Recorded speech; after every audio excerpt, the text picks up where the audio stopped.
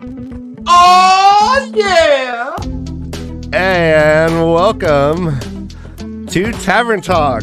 That's right, a full spoiler talk show that's live, and we're talking about The Wheel of Time by Robert Jordan, which is an epic fantasy series. If you don't know anything about it, please stop watching, pick up book one, start from there.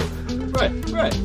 Joining me, as always, is my brother Dan and Jansen the Gleeman, and our special guest, who's been the geography expert, is Tavern. Welcome. Sorry we missed last week. Yeah. Life happens. It does. But we parry on. We tarry on. We can parry. First we parry, and then we tarry. I'm trying to get where I talk like Trump. I'm trying to do a little accordion, and it's hard to do. I'm getting it, yeah. So hey, listen. You gotta be careful. That'll cause carpal venus. No, you are ready for an Oxfordian style debate, my friend. Hey, give that anytime, man a podium. Anytime, anywhere, buddy. All right. So yeah, this is, we're getting nerdier as. I'm in a good mood, Ryan. I'm glad to hear it. As am I. I just was in the pool for 30 minutes and then jumped out. It's like perfect where I live. Wow. Is your pool out of the 30-degree temperature? Oh, absolutely. Okay. It's clement. When I jumped in it was the polar bear plunge. I did not like this at all. It gave me an instant headache that lasted all day. You handled it poorly. It was yucky. Wait, you guys where do you find water that's that cold to get in? Sacramento, California. Because I'm in Florida. We don't know what that is. Oh, yeah. Oh, man. My water's pretty warm out here. It was gross. Swimming in Florida is just like swimming in a bowl of sweat. It's ridiculous. Well, it's because alligator piss is so warm. It is. And the algae bloom. The algae bloom helps as well. I'm pretty sure that's just radiation seeping into your skin. The algae bloom. Yeah. So Every like swamp monster is just some hick coming out of algae bloom. It's scaring people half to death. Am I the only one in this screen who does not have a pool? Well, I spend my money on clothes. Oh, you don't? I don't have a pool. Okay. I thought you were speaking from experience there. I was like, oh, jeez. I just sit in bubbles. Brother Dan, do you buy a new yellow dress every show? Is that what you're telling us? Every show, yeah. Wow, that's a Commitment. Suits reference right there, where Harvey says, "Is that the same dress you wore from last night?" And his boss is like, "I never wear the same dress twice." Yeah, Nice. She just keeps walking. I'm like Marge Simpson. When you see her closet, it's all blue dresses and all blue dresses and all pearls. What was it? Naked Gun, when he says he's wearing a suit, he goes, "You mind if I slip into something more comfortable?" Oh, yeah. And he comes back on in a new suit. Oh, How you doing, Jansen? Long time, no time. Been good. Just it's about to be the summertime. Things are changing here in Los Angeles. The weather's getting better, and the show must go on. All right. Hello, Speaking of shows, we are here to talk about all the places we see in Book 3 of The Dragon Reborn. We're being exhaustive. We're being exhaustive. We're going towns, villas, even inns. What's that, Brother Dan? I have a new title for this whole series. Ooh, Oh, let me hear that. Hold on. I gotta find it though. That's awesome. All right, here it is. All the places you'll go down. Godan is a village in Eastern Tier, Ryan. Oh, Jesus. Okay, all the places you go, Dan. All right. It feels like you're like kind of honorifically your own name. And I just made up a word. Honorificing? Honorificing, yeah. I think I actually said honorificaling, but it's all good. Unevifkling. If you like bastardized English, like and subscribe. Yeah, so we are talking places, and first place that ChatGPT says we see in book 3 is Tyr. Yeah, a lot happens in Tyr. A lot of significance in Tyr. Crying at the beginning of the book. I don't know if it's the beginning. Yeah, I'm not sure. I just. It's not chrono. I didn't ask for All right. it. I don't think so, because I think the very beginning of book 3 of The Dragon Reborn is Tarvalin. All right. Okay. Well, we've discussed Tarvalin. We did discuss Tarvalin. Yeah, Exhaustive. I mean, we've discussed it a lot, and to be truthful, we're actually, if we want to really be honest with ourselves about the beginning, is we're actually in the Mountains of Mist at the beginning of this book. Mm-hmm. Yeah, I'm all about radical honesty. Yeah, we're actually in the Mountains of Mist. So if we're going to do a quick chronological talk, yeah, let's do it. We can skip Tarvalin right. because we have extensively talked about Tarvalin. Mm-hmm. Tarvalin is a great subject of talking about. Some people don't like it, and some people do. But so this is when Rand creates the earthquake and then splits. Yes. Now this earthquake is extremely significant in the books, in the sense that it starts to bring refugees over through the mountains that weren't traversable before. That's so crazy to think about. that is true. And, later on in the books, we see, oh, by the way, just so everyone who is watching this knows, this is a red spoiler episode. We are going to be talking about a lot of things that have happened all throughout the books. So please There it is. continue watching at your own risk. Yeah. Talking to you. Just kidding. All right. Where exactly are we on the map? Is this map showing Mountains of Mist? The Mountains of Mist are right just here. south of the two rivers, I believe. West. Southwest. Yeah, Right, right here. And can we point out where he fucked up the mountain and made a happy accident? Right? Yes. Yeah. Yeah, I guess That's what I call my love life. So what I think Fucked up a mountain. he would have to been, I believe he would have been on, or all of them would have been camped out on the western side of the mountains. Right. Therefore, probably somewhere, above the. They were up by the lake, right? They were close to a lake. You're absolutely right. So, and there was a cave, if I'm not mistaken. So I'm thinking up top, but I'm not sure. So because he ends up heading south and popping out down here in Terrebonne somewhere, or Amador or something. Correct. Okay. He comes to Jara. Yeah. But he opens it up so other people can pass through. Once the Shanshans start really, really, really doing things in the West Coast, more refugees start coming over. And because Rand made this big rift, that it makes it passable now. So the two rivers gets bulked up with a lot of new blood. Yep. And we see that later on when Perrin goes back home and starts rallying the troops for what we are going to be getting in the new season of The Wheel of Time, the Battle of the Two Rivers. The only thing that the companion has to say about the Mountains of the Mist is that it's a mountain range oriented north-south, found immediately west of Emansfield. It separated Aradomin and Terrebonne from Andor and Geldon. Yep. And that's it. That's it. But we hear about the Mountains of Mist right in the first book. It's when Rand, I think, is thinking that he and Matt actually went there as far as the foothills of the Mountains of Mist, and it took all day. And that's also where Fael, just as a little side tidbit, that's where Fael, as a hunter of the Horn, thought that she would find the Horn of Valir. The worst and the coolest scavenger hunt ever. is Absolutely. the hunt for the horn. Yes.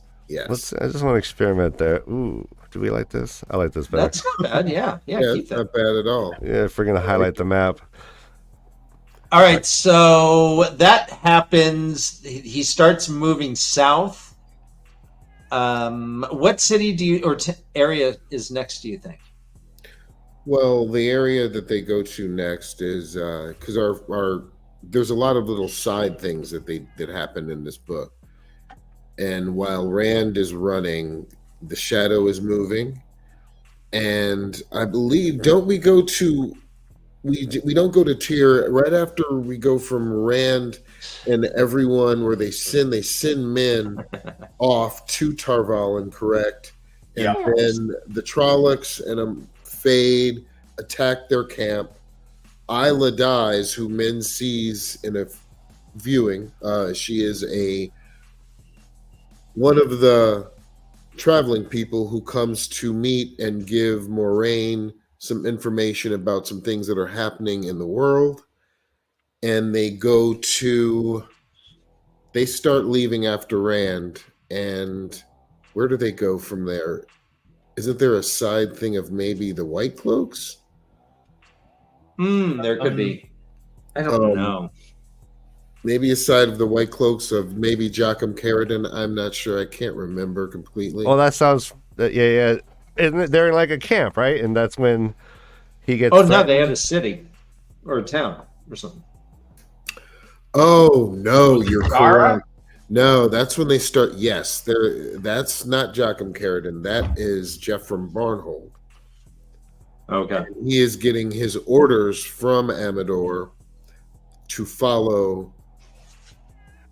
take the White Cloaks, a legion of the White Cloaks, in to Terabon and as quietly as possible and meet up with some questioners.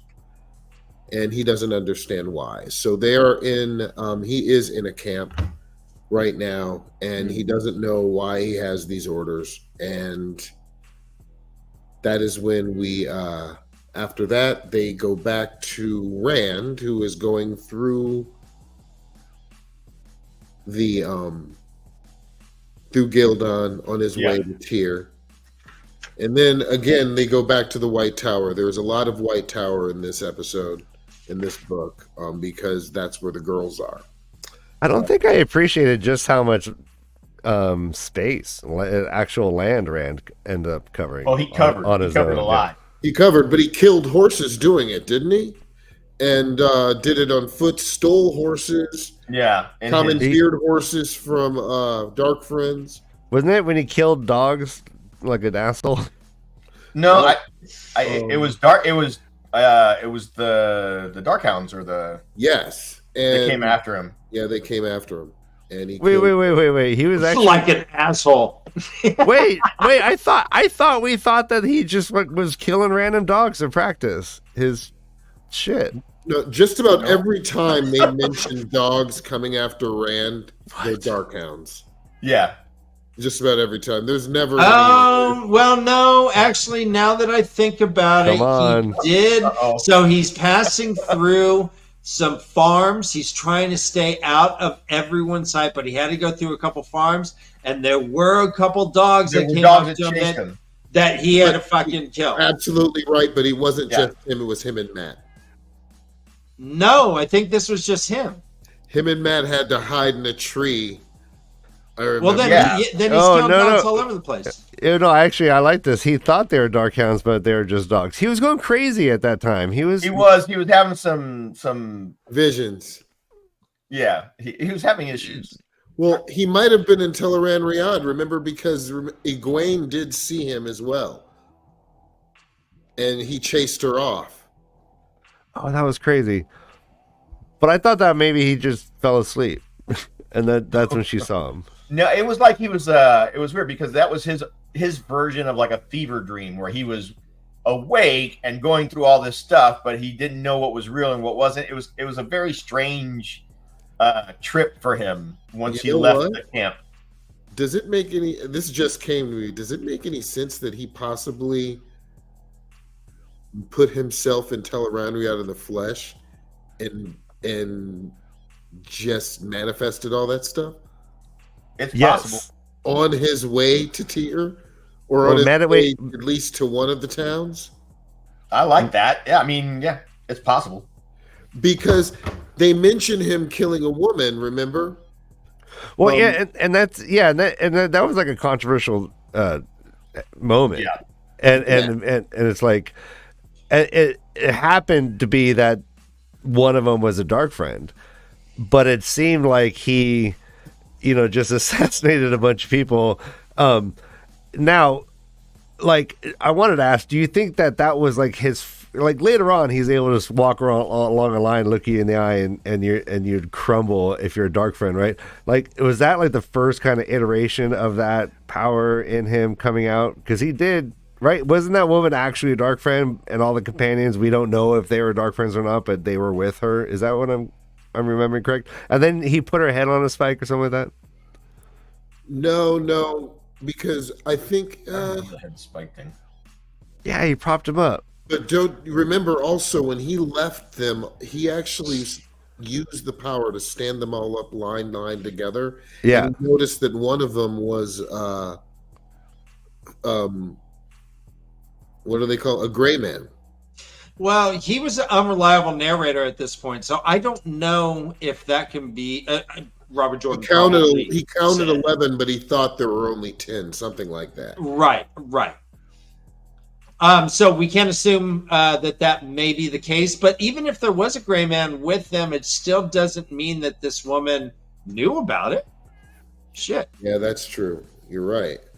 And so he does have them kneeling in front of him, and he's like, "Yeah, that's appropriate." But I think the other ones were. I think they were dark friends. Remember, she says, "Kill them, you fools." Yeah, they weren't there for fun. Yeah, so they had to sure. know what was going on. They knew, they at least knew they were there to get some. They could have been brigands. They could have been anything. Robert, whatever. Didn't he make the first move? Didn't he draw first blood? Yeah, no, he cut her head off. Oh, yeah, he shot first. Yeah. See, I didn't. But she didn't say kill him. I think he just did it. Yeah, and I think there was no. Well, they're like, hey, buddy, what are you doing killing all these dogs? They're from the Tina. Well, hey, man, they're like, come on. Just kidding, yeah. It's pretty gross, man. No, I mean, what does chat think? I'd love to hear what chat thinks about this discussion. You all remember the moment. I remember having many debates about this on several different shows. Wow, that was a flex. Yeah, I mean, I think. It was Oprah. I was on Ricky Lake. She was big at the time. I was on Ellen. She was big at the time. No, I got so mad on Geraldo, I threw a chair at him. I threw a chair at Geraldo. I opened the vault. There was nothing in it. Oh my God, that was a deep cut vault thing. Al Capone, baby. I watched that live. That's how old I am. Yeah, me too. We did. Yep. Yeah, we stayed up all late. It was past our bedtime and stuff because it was live. It was such bullshit. Here's an interesting fact. I went to high school with Geraldo's wife. Oh wow. Okay. What? Yeah. Is he from California? No, she's from Ohio, just like I am. Oh. Okay. Wow. That is a fun fact. Is she a good kisser? I have no idea. I had things I was gonna say, but I'm not going to. I have no idea. No, he didn't have a big old mustache. She was only into mustaches. Yeah, that's a good like point. Obviously, like if you're gonna, we know. Yeah, me and Geraldo, we know.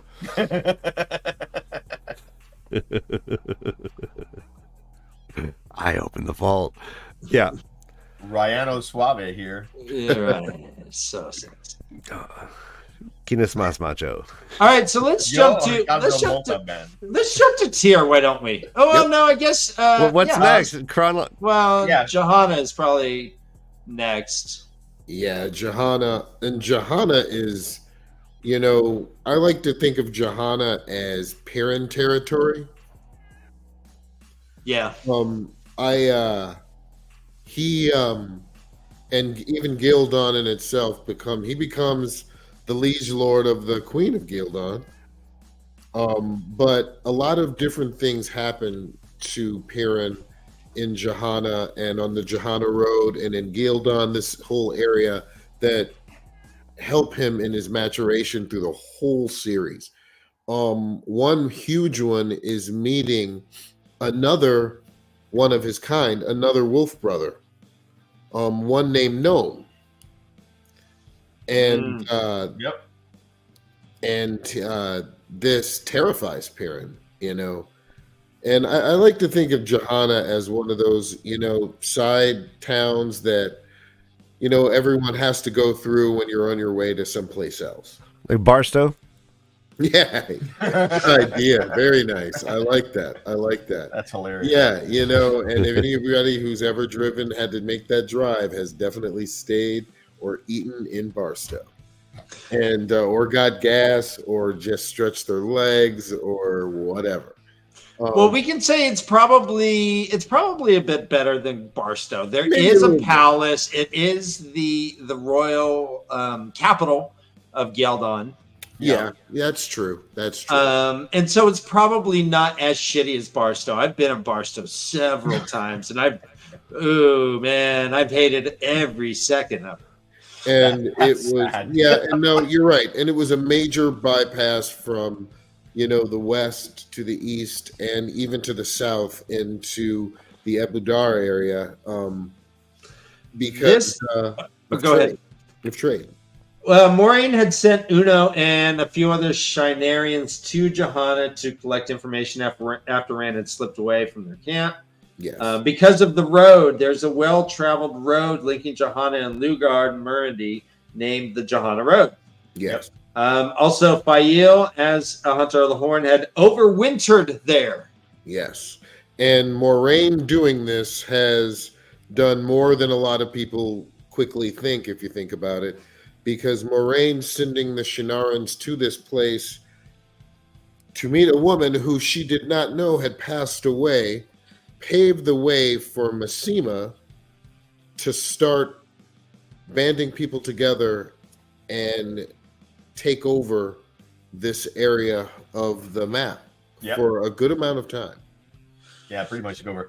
I wanted to go back to Gnome real quick. Yeah. Mm-hmm. Because here's the important thing I think about this part of the book and the Perrin arc. He's already met Elias. Yes. Right? And he was like, "Oh, I don't want to be like Elias or whatever." Then he meets Gnome, and Elias is looking really freaking good. Yep. Yeah. Right. That path is looking real good all of a sudden. Yeah. So yeah, it's a huge turning point for him. Do you think Elias knew who Gnome was, or knew Boundless? Think about what they did on the show. I know we're sticking to the books, but Elias didn't sleep in town. Yeah. And Perrin asked him, "Did you know this was going to happen? Is that why you didn't sleep with everybody in town?" Basically. Yeah, that's true. So there's a good chance that yeah. Because wherever the pack goes, they start getting new messages from other packs. Yeah. So yeah, I'm pretty sure that word of Gnome would have gotten back. It would have had to have. Had to have. But also keep in mind that Elias didn't spend a lot of time in the dream either. Nope. So, he might not have spent a lot of time with Boundless because he wasn't in the dream a lot. They were pretty far away too. I think they did know. Yeah, he had to. I think everyone knew. They have that collective subconscious. Yeah. Well, and Perrin expresses when the wolves hear of one of the humans being able to talk to them, they're very excited, very shocked, and they remember something from way, way, way back in the day, and they're happy it's back. They want to be able to talk to the people that can talk to them. So let's be clear though. This is the town or the village of Jara. Right here. Yeah. Jara. Yeah. So Ryan, did you throw that card up? Yes, I did. Okay, because I had seen Johanna. I didn't know if we got. And right now, there's tons of celebrations in these towns that they're coming through. Remember, because of Ran and possibly even parents Tavern nature. Oh no, sorry. Here's Jar.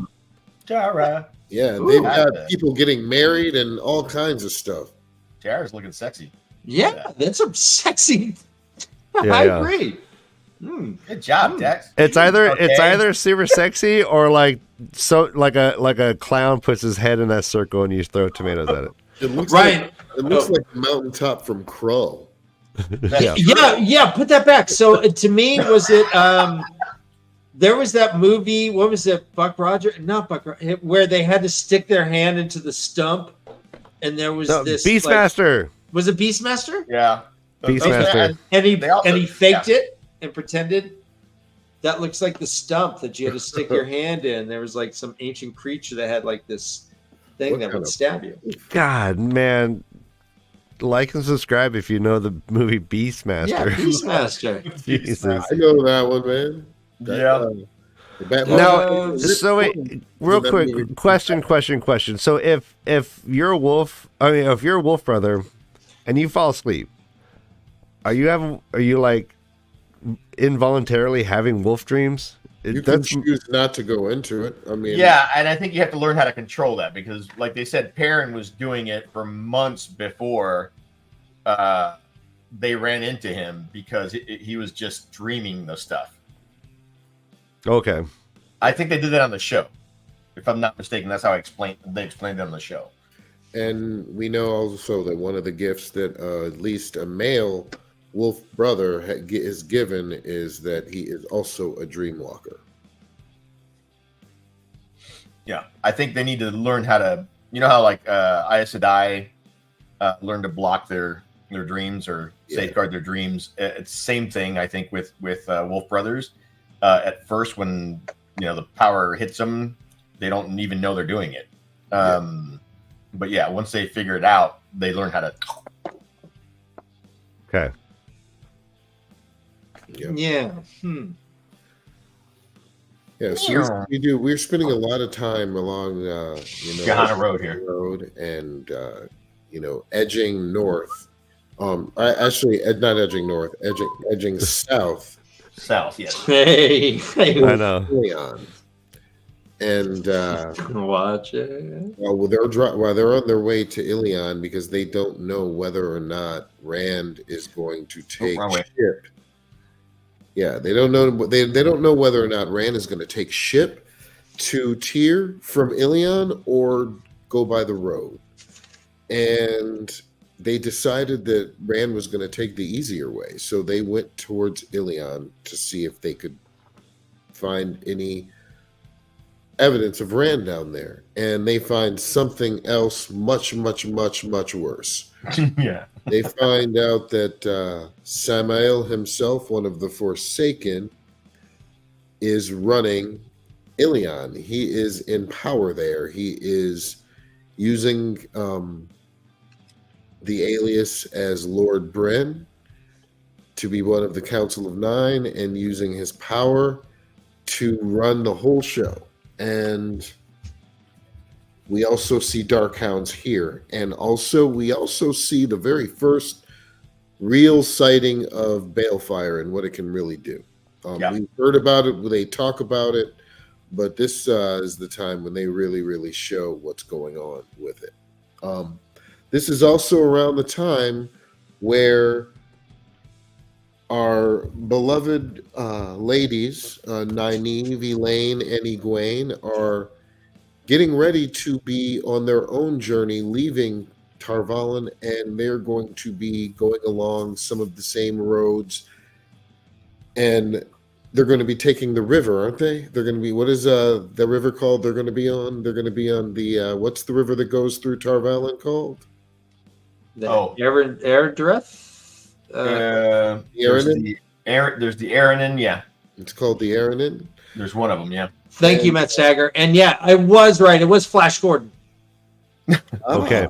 Flash. Yeah, Matt, you're the best. Hey, real quick, trivia. What is the name of the crown that the Ilion King wears?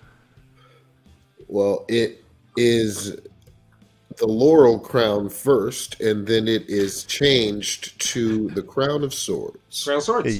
You asshole. And a sword. I do that. All right, who was the name of the king before Rand? Matin Stepaneus. Matrim. Matin Stepaneus, Right. and who is the king of Ilion. You know, every time I think about Ilion, and we think of people who's running Ilion,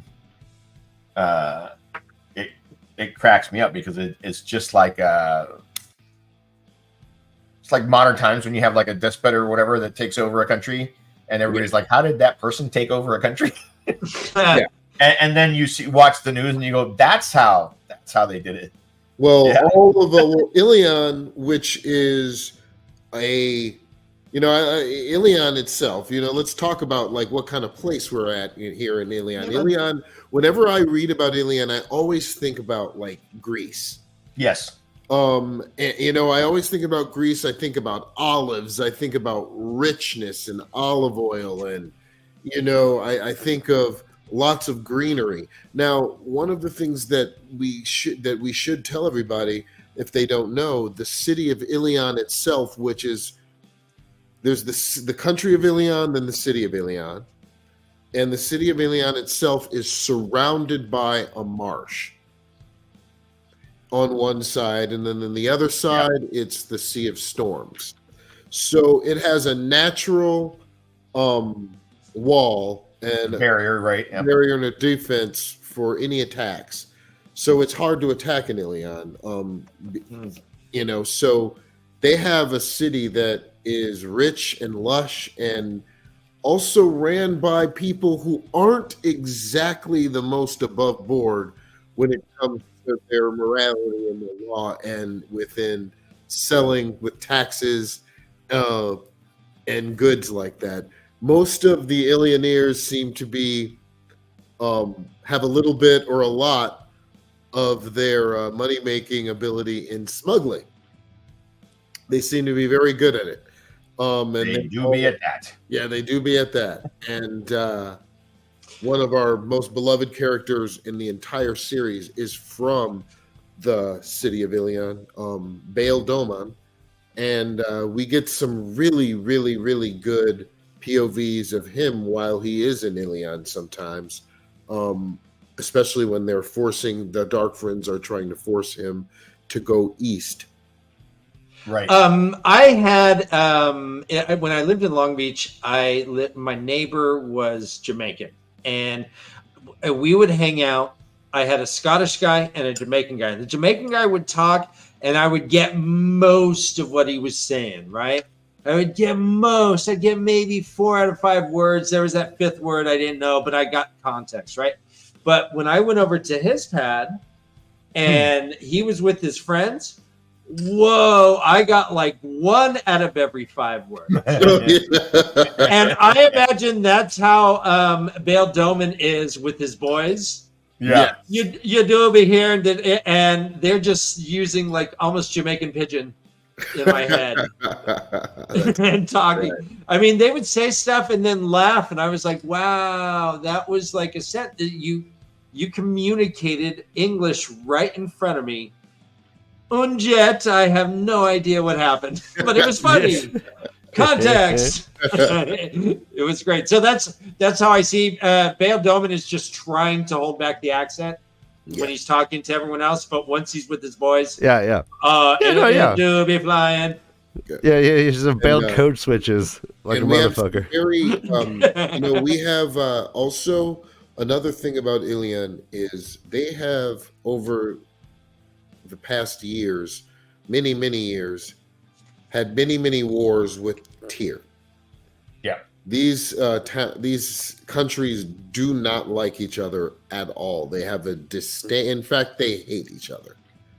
They don't. They have a sheer disdain for the existence of each other. And oil and water. Yes, you get any of these two together, and you will have conflict.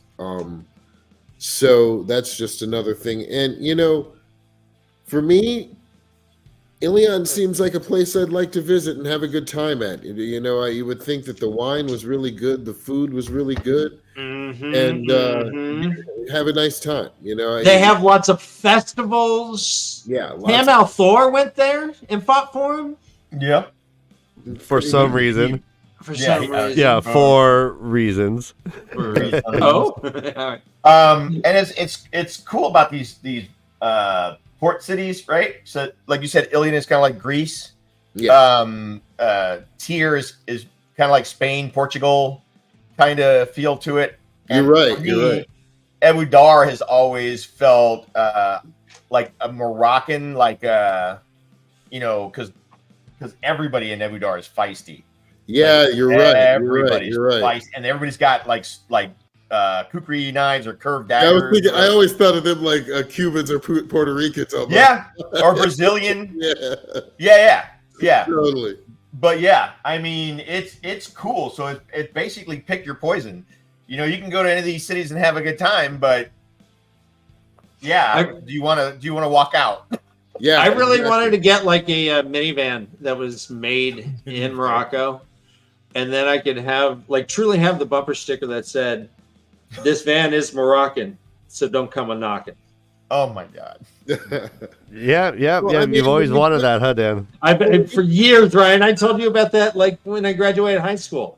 Like I gave my valedictorian speech. Of course, I was valedictorian, and I was like, "Yeah, this van is Moroccan. Don't come a knock." And then I learned about tariffs, and I heard that Morocco, you actually can't bring in things from Morocco or Algeria. Actually, it's hard. They have a high tariff rate. So, anyways. Okay. Yeah. So, but the dream still lives. Oh man. So yeah. No, I love that content. One thing I'm actually really enjoying these shows that we're doing about the different cities because like I'm so character driven like in my analysis of like anything I'm reading like setting is always like almost the last thing I'm paying attention to. So to hear you guys like talk about it and it almost is coming to life in my own brain. I never thought of Ilion as being Greece, but it absolutely like is sitting well with me. The king is also named like Mitron Stephanopoulos. Yeah, Stephanopoulos. I think they eat spanakopita. Dan, I'm a dumb. Yeah. I'm a dumb puppet. I'm just saying. No, yeah, such a dumb puppet. Yeah, no, I am. And something else, you know, that we also see from people in Ilion and people in Tyr, not so much, we don't hear this so much from, well, actually, yes, we do. Yes, we do. From who? They and all of their jargon and all of the way they talk always has something to do with sailing or the storms or the seas. Yes. And I love that how they wrote that in. And they do it distinctly differently from different places, which is very cool as well. And like the difference between the way that the Ilioneers use lionfish and the way that people from Tyr use the word lionfish are different. So yeah, it's I like how they make sure that they show the differences between the cultures of both of these countries. So Tyr is more like quit lionfish. Wow. Like that? Wow. Wow. All right. You know what we need right now? After that joke, I think we need Bella. What up, Riddler? Bella!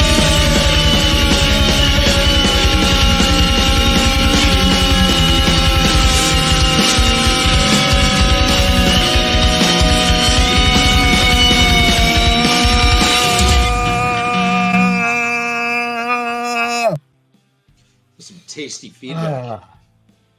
Okay, I feel better now. Thank you for that. Yes. You're welcome. Yeah. Thanks, brother.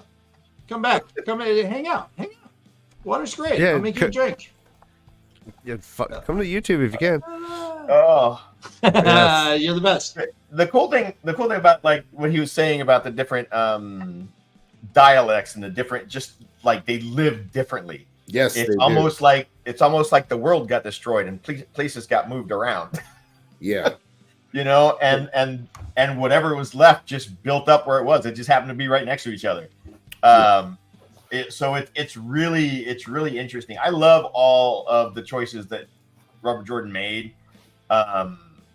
You know, from modern day, you know, and historical societies and countries and cities and stuff, and just plop them all next to each other in such a weird way that it's just amazing. Yes. Another big difference, you know, that I noticed, that you know, but when you talk about those three nations, you know, Ilion, those port towns, Tyr, and you talk about Abudar, it seems that out of all three of those countries, Ilion lets their common folk have more prosperity than the other two. Well, they're all smugglers. They're all smuggling. Well, Ilion does not even have a naval force. Well, and you don't really hear the Ilioneers calling the common folks peasants. No. Yeah. You know, and in Abudar, it seems that like when people are poor or people are downtrodden, they just throw them in the Rahad and say live there. You know, which reminds me of Brazil. That was another thing. Exactly. Yeah. What's it called? The favelas. Like the Cuba, favelas. like still like Cuba, Haiti, like all of them. Yeah. It's like that's what it's like in Abudar. You know, like like the Queen's rule is even shaky. It's like it reminds me. Like how far does it extend out? Like a handful of miles outside of the city? Yeah. Her writ is not far. About 20 miles outside the city. But you know what? I was thinking about what you said, Tavern, about how even though these places are so closely, like geographically, like they're like miles apart, metaphorically, that's so true in our world now. Yeah. Like we don't experience this in America, even though like I do believe that like my life is way different than someone in rural Texas, for sure. No judgments. It's just different. But I'm not allowed to be enemies with them because we're all Americans. But like in Europe and even now in the Middle East, everything they're smooshed together and they hate each other. It's fascinating. It's still happening. Yeah, it's like if Michigan had like an ongoing battle with Ohio, and it's like it's just part of a big continent, but it's two little country states. Why Wisconsin allows Michigan to steal part of their state up top. Oh, we were granted it by giving you that tiny little strip of fucking Toledo land. You got Toledo, we get the UP. I'm just stirring the pot. All right, see how it starts? Yeah. All right, well done. Oh, so it's like that. Yeah. It's right to a certain degree. You I mean, these are like the size of big states, maybe. I mean, and Andor is probably the size of maybe, I don't know, like Texas, smaller. Well, I like to think if you're going from, you know, the Dragon Wall all the way to the Aerith Ocean. I look at it like our country, you know, 3,000 miles. I don't think it's that wide. You don't think it's that wide? You think it's smaller than that? Like I'm thinking more like Europe, because remember, if you look at just from looking at the start from Two Rivers to Shadar Lagoth, what was it? 2 weeks? Yeah, but remember, a week in the Wheel of Time is 10 days. Okay. So 20 days. So that's 3 weeks here. And I mean, they were on horses, but they were also kind of on foot for a bit. So, and they're traveling, you know, it's weird. I don't think it's that big. Okay. I'm thinking like, oh, that's funny. I thought you were Europe. Interesting. Well, don't we we don't know the answer to this? We haven't that's not been explained at all in anywhere. It's had to have somewhere, but somebody's got it. Yeah, somebody's got it. I guarantee somebody will help us out in just a minute. But I thought I had always looked at it that being that big, but I could be wrong. You know what? I'll brave Reddit and I will ask. It might be. I could be completely wrong. Reddit and see what they say. I'm probably completely wrong, but I always thought it was a bit smaller. It was kind of like because you see how Cabal Deep is right there. I always looked at that as the Gulf of Mexico. I get that. And I always thought Maine was the corner of Florida, that's what it looked like to me.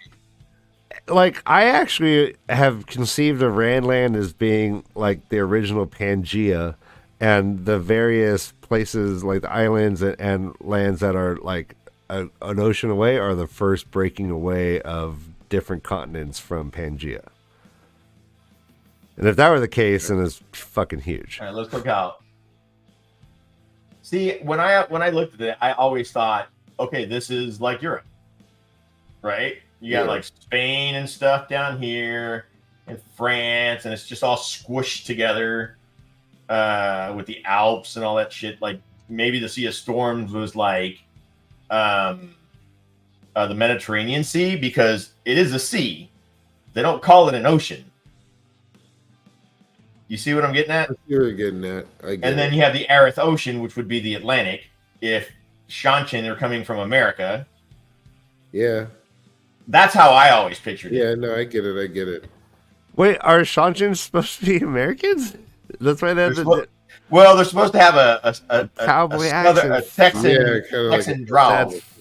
Okay, that's blowing my mind. And a lot of their looks and equipment and their ships, although they seem Asian, in the books, they're also very North American, almost the blockiness and their attire with the skeletons is also very Mayan, Aztec, kind of, the bug. Uh-huh.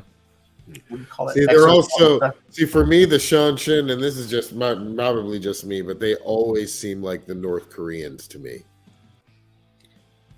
Yeah, in mentality, for sure. Yeah. That's what they. But again, everything got rearranged, so we don't really know what's what anymore. That's true. Right. If the Second Age even looked like our world, which supposedly it should be. Yeah. But didn't Kim Jong-il take a brother and just put him in a fire and shoot missiles at him? Has in terms of no, in terms of North Korea and Shanshan comparisons, the Un family has been killing each other left and right. When Kim when Kim Jong Un came in, he took over and I think he put one of them to the dogs, put another one to literally just missile rockets shot at him in very dramatic way, which makes me think of how Tuan has been attempted assassinations since birth and shit like that. So yeah, there's nothing really good about the Shanshan. It's just not good. They're not good. Except for Bale's wife, what's her name? The trains run on time. Yeah, I guess. Jianan. Yeah, they have they do have one skill that,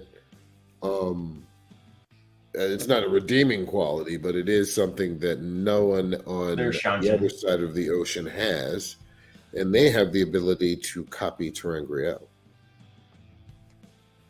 Yeah. They also have a position for people like Min. Yes, each couple hundred years apparently they do. They hadn't had one for the 300 or 400 years until a Doomseer is what you're talking about, I believe. Yeah, but still. Shit. But still. Yeah, she immediately, I believe, becomes. Well, not only is she the Sophia to the Empress. She is her truth speaker. And I'm not sure if that makes her. I know it makes her blood, but does it make her imperial family? I don't know. Do we know where Rand and Avienda fucked? North in the snow. Yeah, it was up here in the snow. That's the episode. Yeah, that's the far snows. Maybe it was here in Assen Bayar. Yeah, that sounds correct. Does it make sense to you guys? That's a little on the nose. Does it make sense to you that the Ogier gardeners do not have the longing? No. How do we know? But we don't know that for sure. Yeah, maybe they were given purpose, which is what keeps the longing away. I don't know. I mean, here's the thing. Oh shit! A Shanshan Ogier would give that up to take care of the Empress or the Daughter of the Nine Moons. So that, I mean, I don't know. We have a pro. He's in the Southern Hemisphere. It's colder down south. Oh, so maybe it was. Yeah. I can't. I don't see any cool. Might by Saka King. Keep in mind, it's Salaking? somewhere. It's somewhere where patrols would be able to have easy access to. Not Saka King. It was close to a city for sure. Yeah. So here's the cool thing about this map, and if I'm going with the Shanshan is the U.S. kind of thing, we have the equator. So this would be the top if anything resembles where it stayed, right? Anything. South America, Central America, the little Mexican peninsula, the Yucatan, okay. And we're the Blight.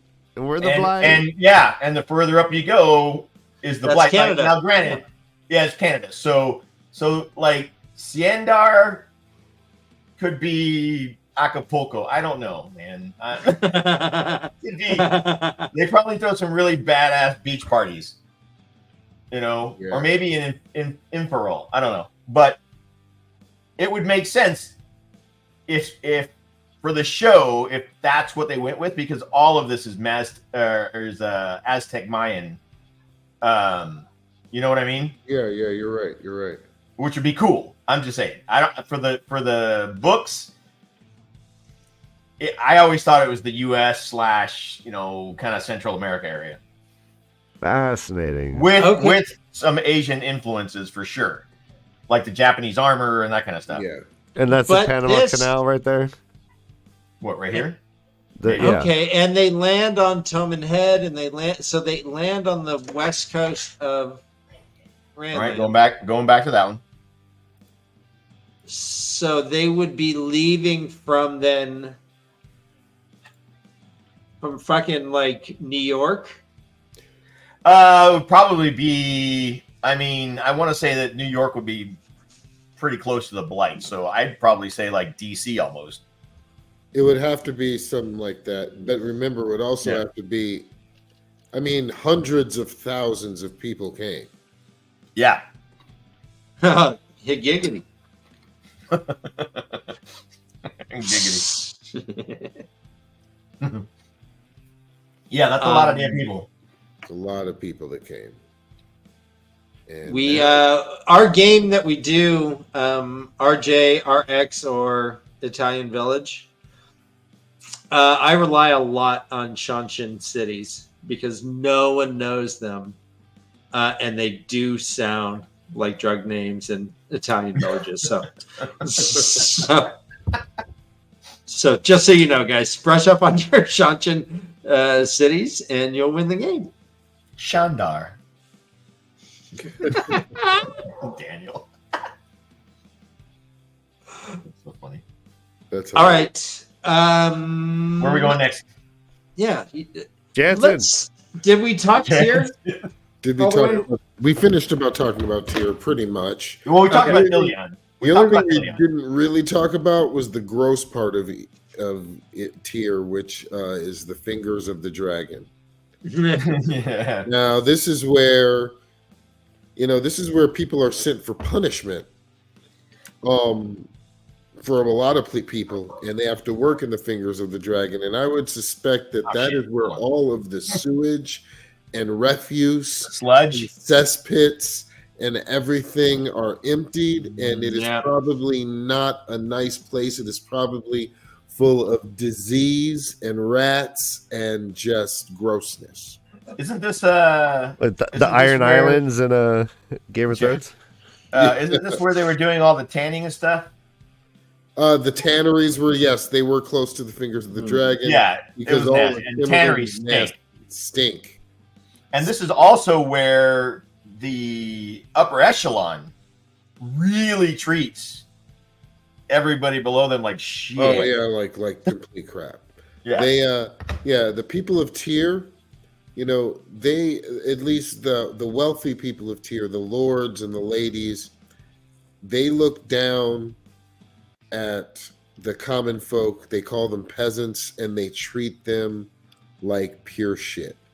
Yeah. If a peasant even looks at a high lord wrong, they could be flogged or tortured or hurt, and nothing can happen to them until the emergence of the Dragon Reborn, who changed those laws and made it so common people could at least live. Yeah. So let me ask you a question. Let's piggyback on that just a little bit, Jansen. So they are much different than Ilion, in regards to how they treat people.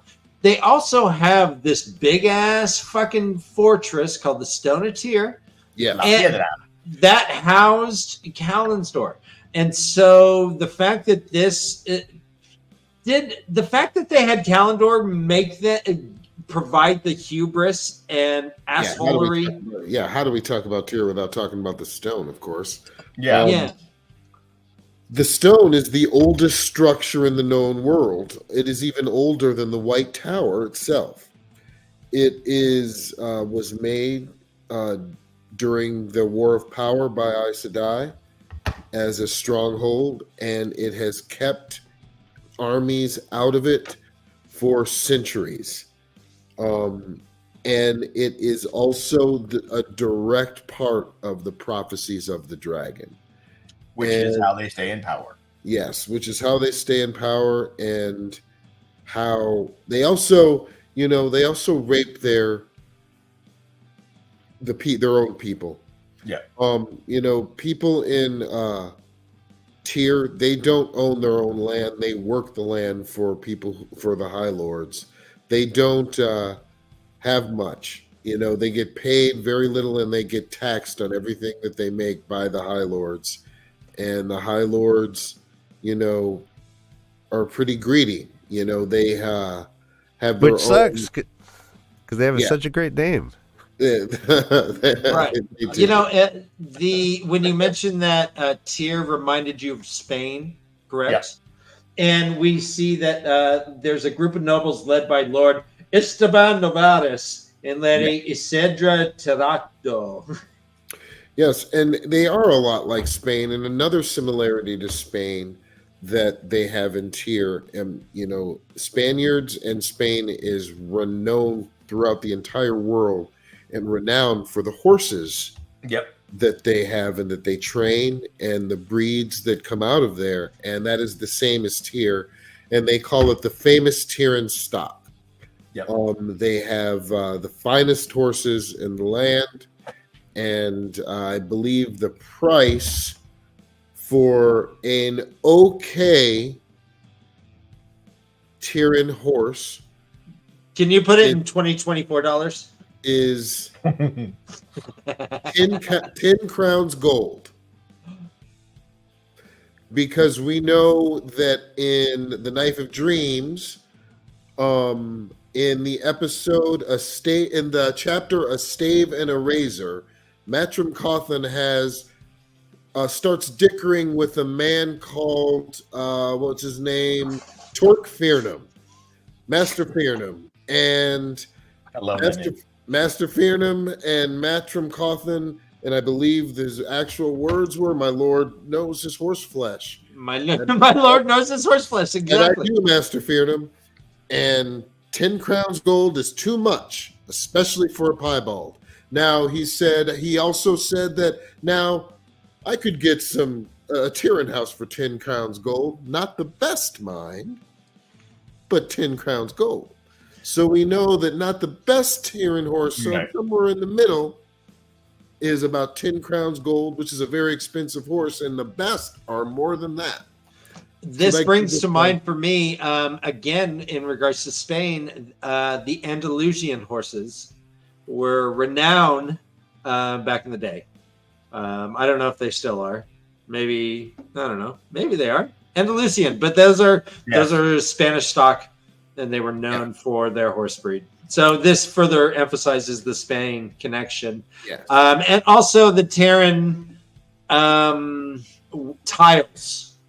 Yes. The crazy tiles that they have, which when I was in Spain, I could just look at the tiles all day. The tiles in the doors, man. Yeah. Every door was crazy awesome. Yes. Something else about the Tyrion, nobility at least. The women of Tyr, at least the noble women, they are pretty reserved. They they're not prim as say the Andorran women are, but they are reserved. And their husbands are very different. A lot of Tyrion lords and lordlings have mistresses. And, very macho, machismo.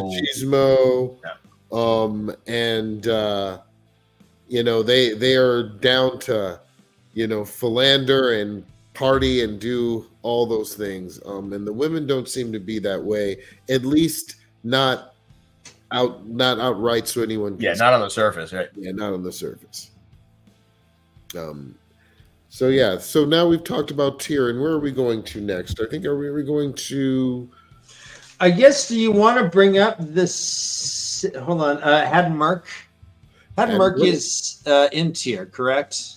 Haddenmark is Tyr to the southeast of Tyr. No, north. Oh, it's north. I'm looking at it right now. Am I wrong? Am I missing it? Yeah, like this on is. This is important, I guess, because of Logain, right? Right. You're right. Isn't this where Logain battled? Which way am I going? There you go. Right there. Yeah. Haddenmark's around there. No, Logain battled in Gildon, didn't he? No. Logain was from Gildon. Yeah, Logain battled in Gildon. And Taim was from Murundi, I think. Yes. Haddenmark, significance, not only, being one of the harbingers of studying Shanchai, which is deep in the mountains past Haddenmark. Haddenmark is a place where armies and nobles have hidden from Rand. They, right. I believe it was the High Lord Darlin, who was not yet king of Tyr, because right now Tyr does not have a king, right? And they hadn't had one since, what was the name? Delina? Wasn't that the last queen of Tyr? I can't remember. That's so obscure, but that's where Darlin and some Carrion lords went and hid. Yeah, because they had to keep sending Rand sent envoys to them, I think. Yes, and I believe the very, very corrupt mercenary group called the White Lions, led by Doylan Millar. That ends up in Camelot, right? Ends up teaming up with in there with to give their swords to their cause. After Gabriel is killed. The High Lords fleeing reminds me of that one estate where like a bunch of representatives fled the state and went into hiding because for a vote, right? Yeah. Also, trivia: what was the nation named before it was named Haddenmark? Shady Smirk. Shadow Smurf. Nice. Shady's back. No, Shady died. Did you hear? No, guys? Slim Shady's back. Shady me. died. He's dead. Guys, Was that Jansen? I don't know this one. It's okay, like Hal Mardick or it's Marhaden. Marhat. Okay. Marhaden, that's right. Which is kind of. Wait a minute. You say Marhaden, which is like almost the opposite of farmatting. Yeah, I don't. Yeah, it's really awkward. It's really awkward. If it was Marfatting, it would be hilarious. But well, it could be. It could be the breaking of the world kind of shifted shit around. That's just some letters. Just throw them around. So that was that's funny. I actually thought it was a mistake. That's a spell check mistake. When it was Amar Harden, we called it Harmar Superstar. No one knows that. Yeah, no one knows Harmar Superstar. I mean, speaking of formatting, no one does. I do you know Tavern? Harmar Superstar. Who in the world does he think he are? Harmar Superstar. Nice. That's great. Guys, hold on. If you don't know, Jensen, take us back to. Well, I was saying earlier that I mentioned earlier that the Stone of Tyr was the oldest structure in the known world. Now that is true, but that being said,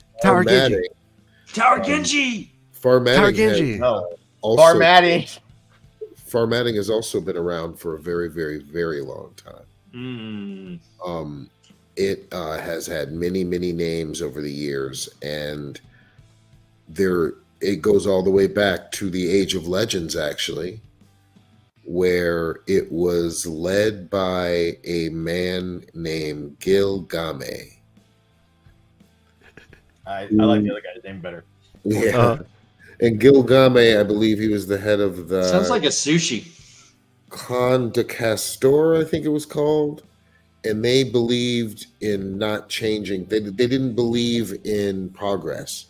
They thought that the world was moving too fast. And Lews Therin knew Gilgame and disagreed with him about that.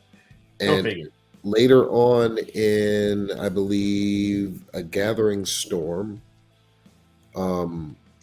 is it A Gathering Storm or is it Towers of Midnight, where Rand goes and meets the Borderlanders who want to test him? Right. And I think it's Towers of Midnight, probably. Yeah, in his POV, he talks about Gilgame and how he wished that he would have listened to him because he was more right than he knew. And they talk about that. And he talks about how it's always been against change. Jesus. That's exactly what the wiki says. There's one sentence in the wiki and it says Gilgame was the man that Rand said he wished he listened to. I'm going to just say this. Lews Therin had issues. That boy had beef with everybody.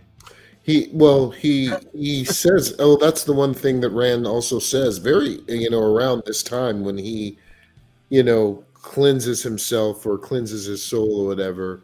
He says multiple times, and Lews Therin was an extremely arrogant man. Yeah. And when he even talks about, with his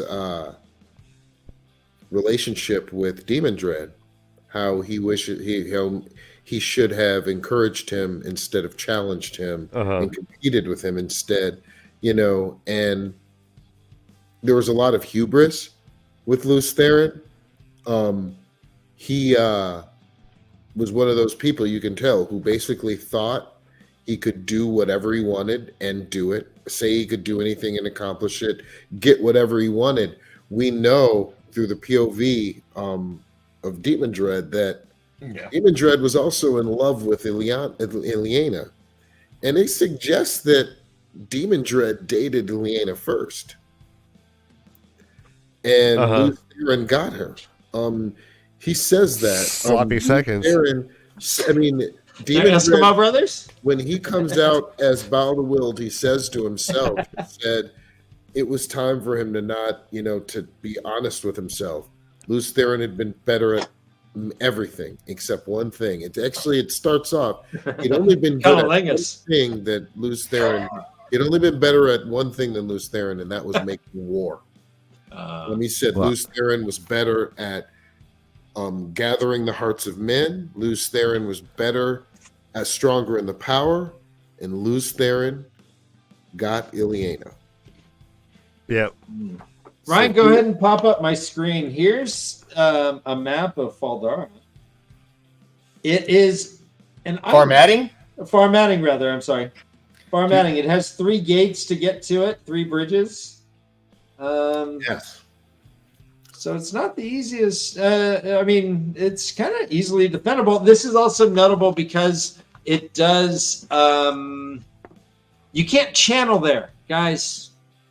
You cannot channel there because of the Guardians. And the Guardians are 2 gigantic ter'angreal, one big and one small. One that stops Saidin and one that stops Saidar.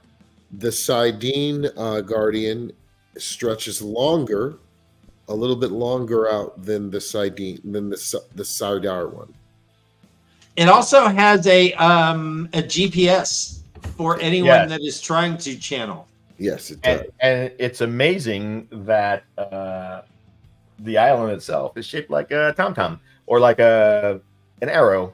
It is just like an arrow. Mm-hmm. And we learn about the we learn about the Guardians in what episode is that? I believe episode what book is that? That is book 9, Winter's Heart. Is that Winter's 8 or 9? I think 9 when Catswing goes there. And when Catswing goes there, the chapter's name is To Lose the Sun. Oh, Jesus Christ. Yeah, the chapter's name is To Lose the Sun. And we start that POV in that chapter. Is lose like LEWS? LEWs? No, we start with one of the Windfinders. Shylin, I believe, is her name, and she is the Windfinder to Nesta, I think. And it's one of the first times we see Nesta actually have a tender heart for her sister, who, although looks younger than her, is much older and raised her, actually. And Shylin is scared because for the first time in her life, she can't sense the true source. And she is trying to keep a stiff upper lip, if you will, and keep herself stable and secure for Nesta and her pride. Going into a place that she is losing, and I believe her own words are to be bereft of the power. Beautiful. Doesn't sorry. Question. Kind of, you guys, so much is happening. Luz Theron discussion. You talk about his hubris. If somehow he was able to convince the female Aes Sedai to go with him into that board, would both male and female be tainted posthumously? Good question, man. I've thought about what if the Aes Sedai or the female Aes Sedai had helped. I've thought of that. I haven't thought of your question because that's really freaking interesting. I don't think the wheel would have allowed it to happen. Or it would just get rid of the power altogether. If the entire thing was tainted, maybe. And maybe this is why we can't channel.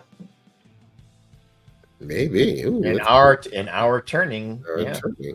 Yeah, because I never thought that even if the female channelers had shown up to help Luz Theron, I don't think it would have ended any differently. I think so too. Yeah. Yeah, because that was the issue. There wasn't a balanced attack. Yeah. So he was sealed, but he was able to seal that one. He was able to taint the one. But if they were both coming at the dark one, it's possible. Yeah, no, I think I always assumed that they would it would have worked better. And that was Lou's downfall. Like he couldn't get that coalition.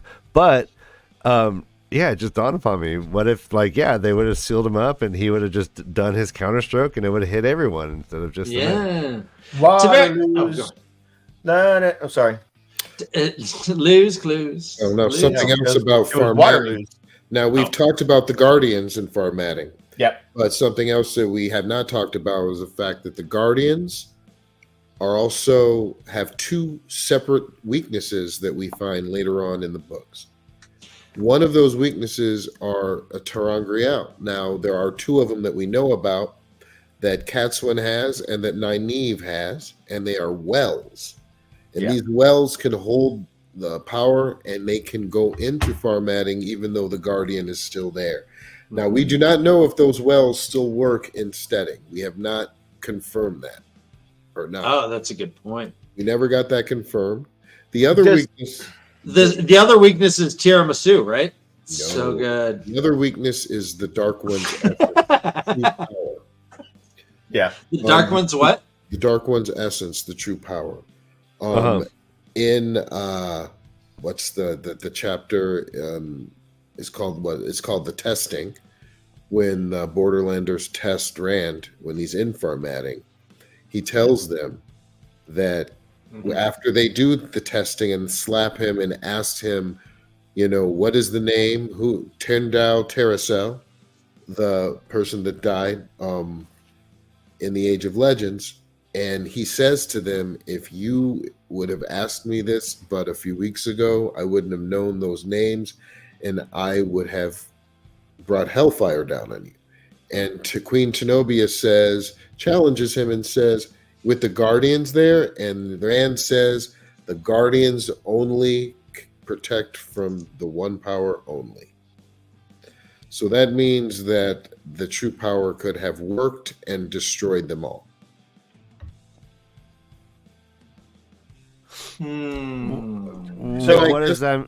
I'm sorry. What do you mean? Help me out. What do you mean? Because they didn't have a way to block the true power, more or less. Yeah, he could have gone inside Farmatting, used the true power, and killed everybody if he wanted. Yeah, because because one Guardian blocks Saidin, the other one blocks Saidar. Yeah. It doesn't. Yeah. Yeah. But was he very specific? Wait. Was he slinging dick like that? He had true power. Like he could just be like, "Look at me, I got the true power." At that point, he did. Yes. Yeah. At that point, he could have used it if he wanted to. Rand? Yes. He was pretty. By that point, he was pretty potent. By that time. Okay. And he even said Elaine was pregnant. There's 3 POVs Rand even talking about how sweet it was to use, and he makes references all the time saying that threatening that he doesn't it doesn't matter if you're shielding me from one power. Is this what he got by crossing streams? No, he got that from the Dark One when Semerhag used the domination ban on him. What? That's all right. So that hasn't happened yet. When he okay. Oh, that had happened. Yes, that had. By the time he goes to Farmatting for that part, that has already happened. Okay. Yeah. Okay. It's already happened. And Wadahalat Ozzy is saying that by now he's connected to Moradin. Right. Did he use the true power in his battle? In Eye of the World, when he was bringing when he took the veins of power, was that the true power? No, he severed the true power. Yeah. I think. Yeah, but he also some of it came into him. Well, that wasn't no. In the Eye of the World, Rand used Saidin that was actually pure Saidin that was not touched with the taint. Because it came from the Eye of the World. Yeah.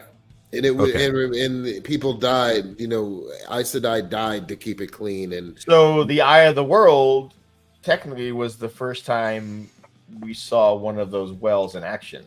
It's like a paralysis net. Actually, I think the Eye of the World was a stasis box. It's possible, yeah. Yeah, but I mean, would a stasis box hold nature things? Hold true power? It hold anything. Would it hold it held a golem? One held. Yeah, but I think a stasis box. For me, a stasis box was basically like a cryo chamber, right? Or a sealed, like a vacuum sealed box. Samael found one that had artwork in it. Right. They're just basically storage containers that can hold. We don't know what they look like, or anything. And it's like the Eye of the World had the banner that wasn't like messed up at all. It wasn't eroded. It was in pristine condition. No, I get that. I'm just saying that pure essence, or the pure true power that he felt went back. Sidin that he felt at the Eye of the World. Yeah. I think he drew that from another well. That was part of the thing. Oh, that's possible. Well. Yeah. But the actual the flag and stuff, I think the flag was power wrought anyways, so it would be protected. Huh. That's possible. This is a good point. I mean, a stasis box, as we've seen it, is a box. Yes. Yeah, the Eye of the World, like they're growing trees, they're like frolicking through fields, and it showed up where that was the where Green Man, was, wasn't it? Right? Yeah, I think the Eye of the World was different because it showed up where you needed it, right? Yeah, it was like the room of requirements. No, it couldn't have been a stasis box within the Eye of the World, and the stasis box was containing the essence, and the Eye of the World was this thing protecting it, like. Totally. It could be like okay. So the stasis box, the Eye of the World, opens up. You've got the flag. You've got and then you have a well of power there that he drew upon. Yeah. But you're right. It had to be a well. I agree with you. I agree with that. Yeah. Which makes sense. I mean, if they're making it, so the whole thing seemed like it was somewhat of the power itself. So, if they can make Terangrial that creates wells, they can make, And so to that point, then, could it have been refilled, or would it have all just been tainted? I don't think it could have been because it was failing. Remember, all the lights and crystals around them were. Some of them were bright, some of them weren't anymore, and some of them had already fizzled completely out. So it was failing. So it was a bunker. Yeah, with a crack in it, maybe. So this is a good. This is a good point from Dana Liu. The Eye of the World seems like a vacuole or something. It uses need like Teleranriad. If that's the case, where's the link between Teleranriad and the Eye of the World? What do you think about that? But does it use need? I mean, because that's what they said. Or is it the Green Man that was basically invisible, walking up and back and forth, right? And the Tavern nature would just get that person, the dragon, to where he needed to be, where he would intersect. That'd be my guess. Yeah, I always thought it was Tavern. I believe wherever the Green Man was the center. Yeah, so as he traveled back and forth, it just went with him. It just went with him. That's what I. Yes. Yeah. That's what I think. I agree with that. I think that because it held everything back. I agree. Which is such a cool freaking idea. Yeah. Guys, man. That concept is really awesome. Keep in mind, Rand had that power in the end as well. Yeah. I mean, and the scene just to get there, it was so dramatic, and all of a sudden it just turned into just the most hippy-dippy shit. It was so great. Rand and Semestro are the only two people we actually saw grow a great tree. Hey... I heard Rand grows. I know where you Wait. Go on. This is going north real quick. I think we have time maybe for let's talk about top. Hey, no. Oh, I'm sorry. I thought that was Remen. Top they ramen. make noodles. They make noodles. Now Remen is. It's Marishon. Where the hell is Remen at? Yeah, Remen is a town in which it has had a lot of. When we come into Remen, there has been festivals, there have been parties and feasting.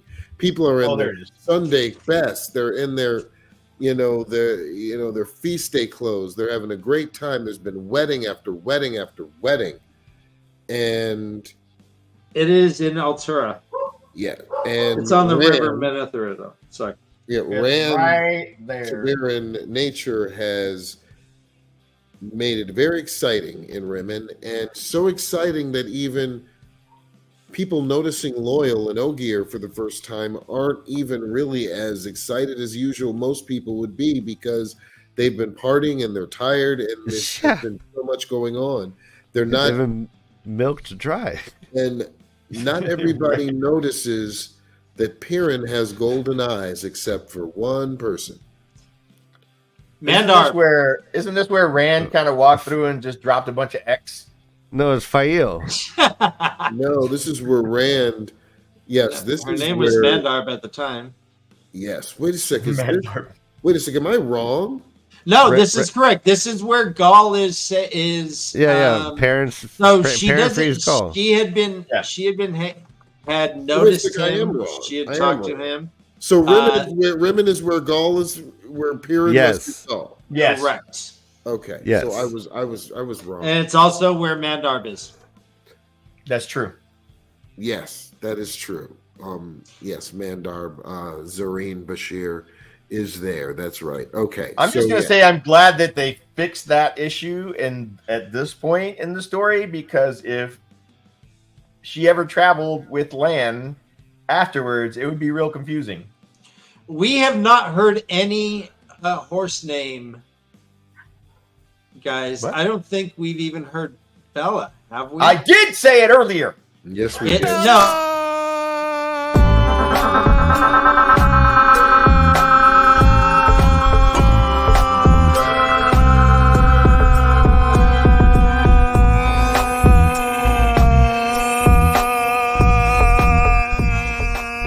What I'm saying is, I don't think in the show we've had horse names. We had Bella's name. Did we? Yeah, we did. We had Bella's name. Yeah. I mean, someone told me a few weeks ago, and I was like, we've not heard Mandarb or Aldib. No, we have not. No, we have not. Someone told me that there are over 25 horses' names in the Wheel of Time. I don't doubt it. And I was like, wow, I didn't think about it. But then I started thinking, I was like, maybe there are. Yeah, Fael has Sprinter, and Matt Karen's got a couple. Yeah, Dancer, Dancer. Pips, and two, right? Pepper Dancer. And Fair are Karen's. Swallow is Fael. Oh, Jesus. What? It's funny. Yeah, there's one called Mighty. There's one called Mighty. I think that's Gowan's horse. Of course. There's some old tongue horses too. Elaine has a bunch of them, like Lioness and Cloud. Yeah, Cloud. Good point. Cloud. Abby even has Carry Peasant. Her favorite horse is Carry Me Peasant. That's her favorite horse. I thought it was a Calgon. Yeah, there's Akain, who is for pretty much a zebra. Wind. Yeah. Wind. Lioness. Yeah, there's Lioness. They had a lot of horses. A lot of horses. Yeah. I forgot what Davram Bashir's horse's name was. And this is an unpopular opinion. But I think we've met Gaul on the show, and nobody wants to admit it. Oh. He just never made it out of that cage in this tourney. That's all I'm saying. Ooh. Oh, they fridged Gaul? Before they even warmed him up, they fridged him? I'm just saying that's an unpopular theory on my part. Yeah. As powerful as Sidime. Don't ever freaking hit me with him again. That was scary. I literally pooped pants. Don't ever do that to me. You know what? I don't think it was Gaul. I do agree with you that he may not be in the show, though. Yeah, he may not be in the show, and I think it was just to emphasize that it's a different turning of the wheel, because I still hold to the position that the things happening on the show are the main beats hit the main beats in the story. They're just off a bit. And for that beat, which is a pretty big beat, the moment we meet Gull,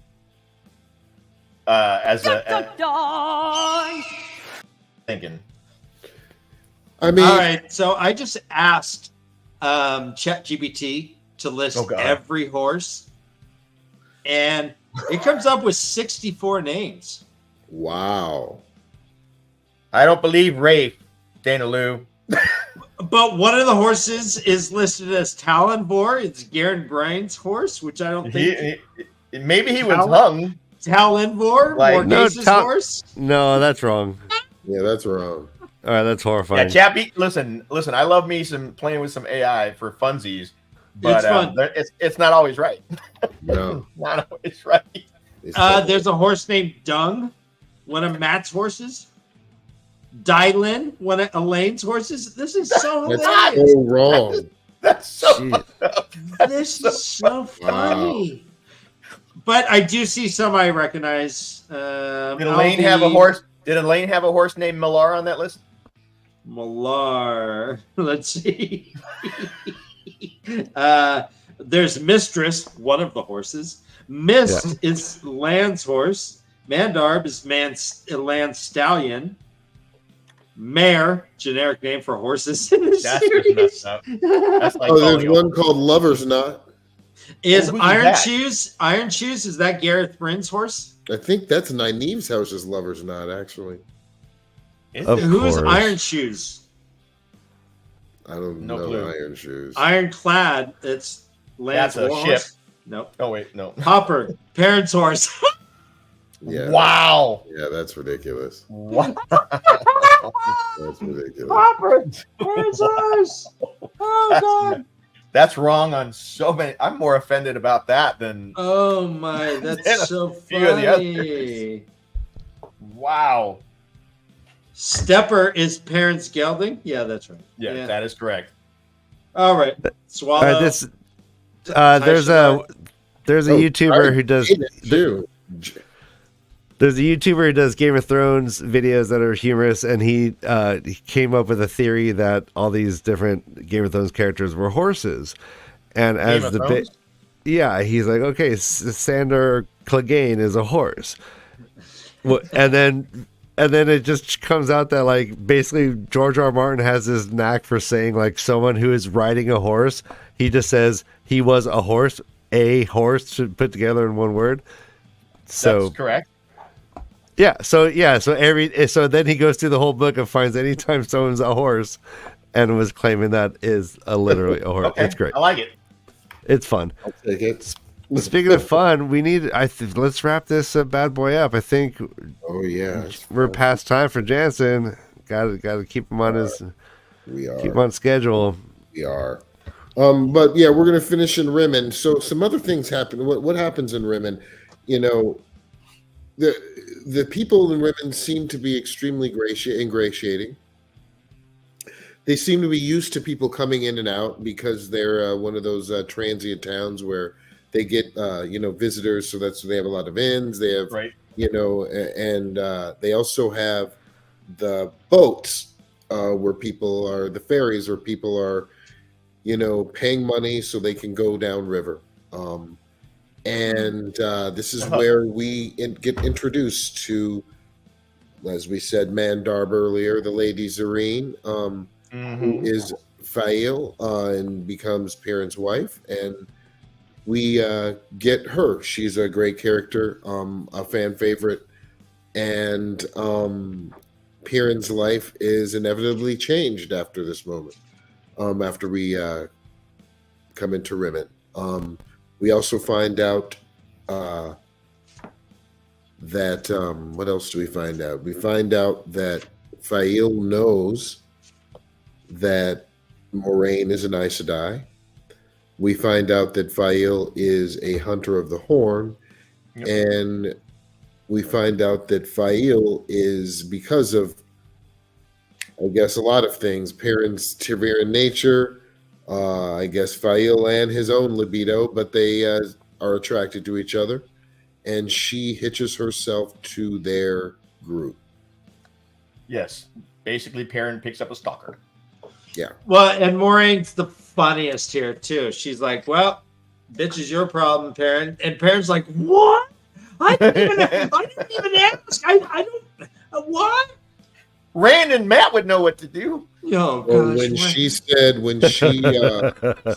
when she stood up to Moraine and said, "My name is Fail," my name is what?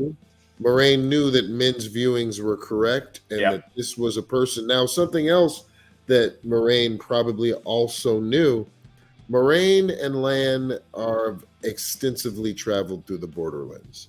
Yes. They know all the lords and ladies, and the ladies and lords know them. Yep. It is very, very possible that Moraine knew who Zerine Bashir was. And it, in fact, later on in the books is basically said that she does know who Fael is. Not to mention someone with the expertise of Moraine in using alternative names would spot a fake name immediately. Yeah. So do you think she recognized her on sight, or do you think she put it together? Well, I have to believe that she knew some people from the House of Azadi, which is the house that Bashir that the Bashirs are tied to from Queen Tenobia, who is the high seat of House Azadi. They drive a Maserati, a Lottie Dottie. All right, they like you know the what? body. Oh my God, you're blowing my mind. They don't bother somebody. They just the man. Of course she knew. Now it's making sense, because why would she literally let a stranger join like the mission to save the world? Exactly. Of course she knew. Of course she knew. I know, or maybe she it wasn't just that she knew. I think that she had suspicions at that point, but men's viewings were always right, and so she immediately, like Jensen said, she knew what men's viewing meant the moment she looked at Fael. Yeah. Right? And so, therefore, that was proof enough that that's all she needed to have her come along. And Moraine even tested it when she said, Zerine, it's time to leave. And she said, no, my name is Fael. And then she said again, Zerine, it's time to leave. And Fael still refused to bow down. And she said, and I am Fael. Yeah, and then the very next thing that Moraine said to Perrin, it looks like you found Men's Valken. That's crazy. Yeah. So so she knew. She definitely knew. And Perrin's like, groan, good grief. And just like any other man, he found himself a job as soon as he could and just stayed at work the whole time to avoid the relationship. So I'm just gonna swing this hammer. This hammer doesn't talk back. This hammer doesn't freaking give me shit. Actually, I credit Fael with helping Perrin become the person that he became in the books. She was one of the biggest catalysts for him. Oh, of course. And she, I mean, her character is remarkable. Well, let me ask you, seeing how he is Tavern and had no say in his future whatsoever, if there was no Fael, would he have still become the person that he was going to be regardless? I think so. I don't think that's accurate, that he has no say in what he does whatsoever. I think it's a different show, Dan. Different show. All right, different show. Yeah. I can't wait. All right. Well, hey, let's do for giggles. Yeah. Bring these pieces of Quandar to the deepest part of the ocean. Aye. He's a riverboat captain. Sure. Why not? Deepest part? Sure. Aye. It's 20 feet off the bow. But then when he's talking to his boy, he's like, aye and I. Hey, get away. Bergen. Down at the beach. Yeah. Jansen, how's my Jamaican accent? Not bad? Oh my god. Not bad. Yeah. Not bad? Okay, cool. Yeah, I think That's what I'm thinking, man. I think that scene right there, her showing it, telling him to put those in the deepest part of the ocean, is extremely significant. Yeah. Because it's not going to happen in another part where he's asked that in the show. I think it was a little deeper than that. I think it was Rafe telling us that the whole deepest part of the ocean thing wouldn't have worked. No matter how you planned it, it wouldn't have worked. I think that's the message that I got when I saw, the deepest part of the ocean. I was like, I remember this. And then they were busted open. Yeah, but I think with that, in the book, what do they want to throw down in the deepest part of the ocean? The domination. The Adam. Yeah. Oh, yeah. The Adam. Right. The Adam for men. Mm-hmm. Yeah. The Adam for men. So, and in the show, it has Celine doing it, a.k.a. Lamphere, but she wasn't doing the domination band. What I'm talking about is I think that's significant because I think they're going to do the whole domination band thing differently. That's what I'm talking about. So you're basically saying, okay, I see where you're coming from. Yeah, you're coming from the aspect that they mentioned it. They mentioned it to throw those things in the bottom of the ocean, and they never were. Right. And the same thing happened in the books for the domination band that never were. I think they're going to play it differently. I think that Shanshan are going to have Idam for both. That's what I think. I just think that one is too dangerous to use. So you're okay. So you think, that'd be. What are the and maybe I'm just forgetting this from the books. What do Shanshan do with male channelers? Nothing. They kill them. That's what I thought, right? Just like almost every other nation in the world. But when Summerhog was disguised as a Noth, she had them Shan Chen duplicate them, and she used them on Rand. Right. And we know that the Shan Chen can duplicate Idam because they do. Yeah, they do it all the time, right? They have a ton of them. Mm-hmm. So she had them do that. I think that they're going to just have them for men already. That's what I think. Because it was already used it was a Shan Chen person that used it on Rand in the first place. That was just a way easier way to get it in their hands. And if they're following the edict from Arthur Hawkwing, right? Which is the whole premise of their society was off of that. Then they would know, or they would think that, they came back expecting to find these people waiting for them, for their return. And what they found was a world in which female channelers are running amok. Male channelers are still hunted down, kind of, or taken care of. Yeah. So that part remained. So we also have the Crystal Throne. The Crystal Throne itself. They're like, he must kneel before the Crystal Throne. They know that it has this compulsion within it. Yeah. Is that line must? Is that the corrupted part of the prophecy? No, because I think the Crystal Throne. Here's the thing: the Crystal Throne isn't in a brick and mortar place. Whoever's is the person. It's like the Emerald Sea. Wherever she is. And he did kneel to the Crystal Throne. Yeah. With his hand extended, he did. With his hand extended in partnership. But Jansen, do we think that there is an actual Crystal Throne that is a Terangriel that does compulse people? Or it has this sense of awe? It's supposed to be. There's a rumor. Or is this just more like North Korea, where everyone is just like? I don't think we've ever got that corroborated that it, for sure. The way that they talk about it in the book, it seems like once you do go in, that it makes that happen. But I'm not sure. Let me look in the companion. I would think that something that would do that would last longer, not just in its presence. Because the moment those people leave, if they remember anything, they're going to be pissed, right? That they just got compelled. You can have the argument that everyone says may she live forever, but so did Beslan and all the Terabonners, So that doesn't make sense that unless it's a necklace that you would wear, and that's not true either. Here's what the companion reads. It says, the seat of the Empress of the Court of the High Moons in Shanshan. It was a great terangrial that caused anyone who approached it to feel immense awe and wonder. Of course, only the reigning monarch was ever allowed to use it. Its disposition was unknown after the chaos in Shanshan. The term could also be used for any throne on which the Empress sat. Yeah. So it says the throne does not require a channeler or the one power in any way to work. So my question is this. I mean, I want one of those, first off.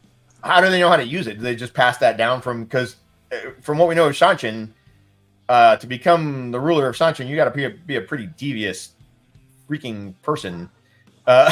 Survive. How does it not affect the person sitting on it? I know. Well, it says they can only be used by the reigning ruler, right? So there has to be some kind of manual. No, it's just it doesn't say it's I think it's like this caused anyone who the reigning monarch was the only one allowed to use it. Anyone sitting on it could probably garner that. That'd be I have effect. A weirder theory. I actually think that it itself, that throne, is from the Age of Legends. I think it was one of the rods of Dominion, or owned by one of the rods of Dominion. I think that all the people who are the rod holders, rods of Dominion, they've used the word rod holder before. The rod holder is actually second in command for the Shanshan, but they still use that word. That's what Matt, as Notai, was given that title, called the rod holder. But I think the rod holder, that name had been passed down from the Age of Legends, from the 9 rods of Dominion, which weren't even rods, they were people. And I think each one of them had a special device. Silent Green. And I think that 3 of them, at least, I think that each one of those doorways, twisted doorways, was also one of them. Wait, so it's like what are those guys that are popping up in the Marvel universe out of the inside of the worlds? I think each one of the rod holders, the Eternals or the Sentinels, I think each one of the rods of Dominion, each one of those guys had an artifact. That's what I think. Yeah, I think that chair was one of the artifacts. Were their names all Rod? No. Yeah, I'm just curious because that's a weird name for a group of people. The Rods. The Rods of Dominion. I think it's a title. Okay. That's a great band name. I'm sorry. I have to say that one. The Rods of Dominion? Just the Rods. The Rods. Oh, gosh. I'm looking to see if there's a bunch of rods in the companion here. There's a RHOD, Rod. No, there's a Teralde, but that's a different kind of rod. It's not a rod at all. There's Rodera. There's Rod Holder. Yeah. There's Geraldo. Rodrevar. There's Rodell. That's Rodrevar, not Rodrevar. Rodrevar Tahara, I believe, is his last name. Oh, you're not playing along, Jansen. We're looking for rod names. No, but Jansen's given up. He's lost. I think the animals are kicking in. There's the city Rodridian. Actually, it's I'm gonna have to leave in a second. I'm so sorry. It's all good. We forgot about the biggest rod though. Teleran. The re-rod. Guys, I love journeying along the map with you. We will be back next week, right, Ryan? Yeah, that's true. And before we leave, we want to wish everyone from the Way of the Leaf to you Happy Pride Month. Happy Pride Month. We sincerely hope that your individual lives are as gay as you want them to be. Yeah, be as gay as you want to be, guys. Yeah. You want. Seriously. Love gay it up. Have fun. Or not. If you it's whatever. All right. Love it. Yeah, be gay. Go ahead, Ryan. Oh yeah, be gay. Awesome. And yeah, everyone have a great week. See you on Tuesday for our first time reader show. Right on, right on. All right, everyone, run for your lives. This is The Way of the Leaf.